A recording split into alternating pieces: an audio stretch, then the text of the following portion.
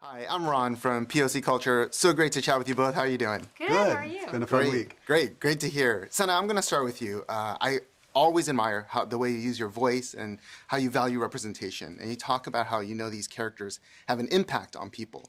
So for Daredevil, who has such a tragic past and yet so focused on justice, what do you hope that the character says to people who are watching this show?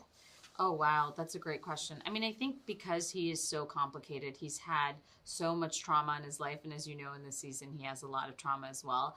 I think we are talking about the concept of hope.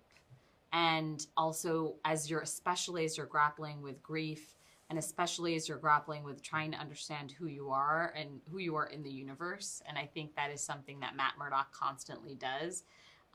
He is known as the man without fear for a reason. And I think that's so quite powerful, considering he is a man who's been blinded, but he still fights for justice. He's in a darker road right now, but I think that's what we love about Matt, is that there's always hope around the corner, and the fun is seeing him discover it. I love that. Now, speaking of the darker road, Dario. He turns to me. Yeah. The darker road, that is appropriate. From even your days doing the series Trauma, you clearly love that opening scene that establishes a lot. Yes. So this scene, to start the series, is a lot. What do you hope that the audiences will take away from this opening scene? And are you ready for the fan reaction? Yes, I'm completely 100% ready for the fan reaction. It's unfortunate, but it had to happen. And it's funny that you bring that up, which was the trauma.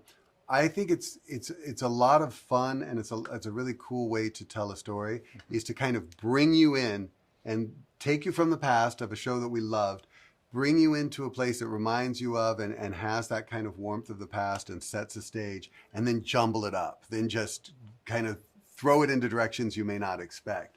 So in many ways, the first 10 minutes of the show are telling you so much about what's to come, and some of it you may not see right at the first time. The seeds are all planted there, and the things that happen are earth-shattering, and they're meant to be.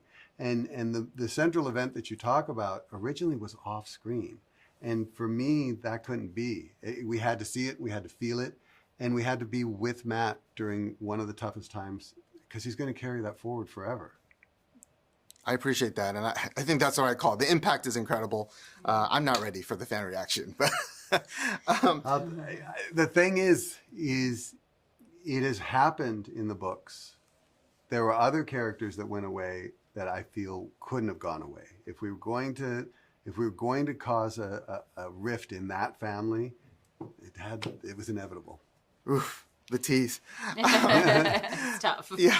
Sana, you know characters. I feel like you really have a passion for characters. And I think what's interesting here is you've talked about the duality of superheroes. Mm-hmm. Here, though, like Matt is really struggling with his duality. Yeah. He almost is ashamed of his superhero identity. What does he need to learn to embrace that role? You know, it's funny. I'm reminded of and hopefully this will answer the question, but I'm reminded of something Joe Quesada told me when she was the old EIC of Marvel Comics, was that the difference between Marvel and DC is that Marvel is the character behind the mask, and DC is the mask is Bruce Wayne. It's the it's the civilian identity. And I think this is the place where it's murky with Matt Murdock. You don't know who he is ultimately. I think that's what makes him so complicated, is the fact that, is he the mask? Is he Matt Murdock? I don't know. Is he somewhere in between? I don't know if we're ever really going to answer that question. But what I do believe is that he wants justice, and he believes in protecting people. And that is ultimately true on either side of the fence. But the way he does it sometimes is a little complicated. And there's his doppelganger, who, Fisk, who's doing the same thing, trying to hide that person inside. Yes, is he the kingpin, or is he Wilson Fisk, the mayor? Will they ever balance the scales? Absolutely. Well, I can't wait to find out. I think you all have laid out an incredible journey. Congratulations on the show, and thank you for your time. Thank you so much. Well, I'm really glad you dug it, and I'm sorry we broke your heart. Thank you.